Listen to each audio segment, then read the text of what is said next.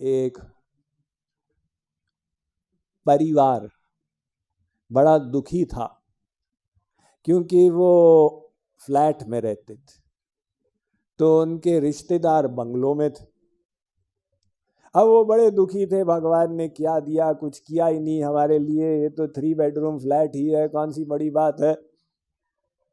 लेकिन उन्होंने वो लिया जो था वो भी कर्जे पर लिया था, और पति की नौकरी चली गई।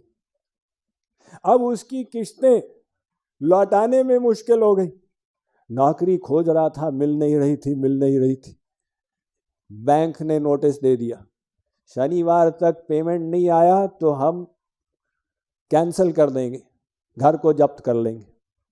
उनके मन में रहा कि भाई अब रविवार को तो हम सड़क पे होंगे और कुछ है ही नहीं। तो शनिवार सुबह को वो अपॉइंटमेंट ऑर्डर आ गया कि आप इंटरव्यू में पास हो गए, आपकी नौकरी लग गई। उसने कहा, हे भगवान तू बड़ा दयालु है, हमारे पास एक घर तो है रहने को। अब वही घर पहले छोटा लगता था, अब बड़ा लगता है। घर तो वैसा ही है, विचार बदल गए। तो क्या आपको बाहर की स्थिति को बदलने से सुख मिलेगा? जब तक अंदर वाले विचार नहीं बदलेंगे सुख कभी नहीं मिलेगा। हमारे शास्त्र कहते हैं 2 प्रकार के संसार हैं, एक बाहर का संसार, एक अंदर का संसार।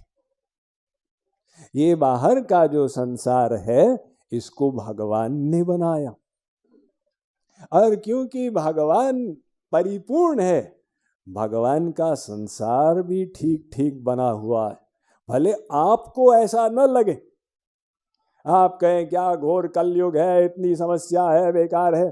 शास्त्र कहते हैं ईशावास्यमिदं सर्वम यत्किंच जगत्यान जगत। ये संसार ईशावास्य भगवत स्वरूप है। पुरुष एवेदग्वम सर्वम यद्भूतम यच्च भाव्यम पुरुष सूक्तम वासुदेव सर्वमिति गीता कहती है। सिय राममय सब जग जानी, रामायण कहती है। तो हमको ये संसार की पूर्णता, इसकी परफेक्शन अनुभव में क्यों नहीं आ रही? इसलिए नहीं आ रही कि अंदर गड़बड़ी। ऑब्जेक्टिव रियलिटी में प्रॉब्लम नहीं है, सब्जेक्टिव रियलिटी में प्रॉब्लम। क्या मतलब आप एक सफेद कपड़ा दिखाएं, इसका क्या रंग है? स्वामी जी सफेद। अच्छा ये लाल चश्मा पहन लो, अब बताओ ये कपड़े का क्या रंग है? स्वामी जी लाल रंग का। सच सच बोलो। बिल्कुल सच बोल रहा हूं। हटाओ, हरा चश्मा पहनो, अब बताओ ये कपड़े का रंग क्या है? हरा है। ठीक बोलो, बिल्कुल ठीक बोल रहा हूं। तो क्यों जी, इसको कभी कपड़ा हरा दिख रहा, कभी लाल दिख रहा। उसने जैसा चश्मा पहना, कपड़ा उसको वैसा ही दिखने लगा। एक एब्सोल्यूट ट्रूथ है कपड़े का असली रंग, एक रिलेटिव ट्रूथ है, उसको जैसा लग रहा है वो झूठ नहीं बोल रहा। इसी प्रकार से शास्त्रों ने कहा कि भगवान जिसने ऐसा विचित्र संसार बनाया, जिसके नियमावली की जांच अभी तक साइंस पूरा नहीं कर पाया, उसने सब सोच के समझ के बनाया। क्यों? इसलिए नहीं कि हम यहाँ सुखी हों, इसलिए ताकि हमारी आत्मा का उद्धार हो, हम अपनी यात्रा को पूरा करें। तो भगवान ने बिल्कुल ठीक ठाक बनाया, लेकिन हमको उसमें जो दुख लग रहा है ये अपने मन की कमी है। वो मन के अंदर जो गड़बड़ियां हैं तो संसार की पूर्णता अनुभव में नहीं आती।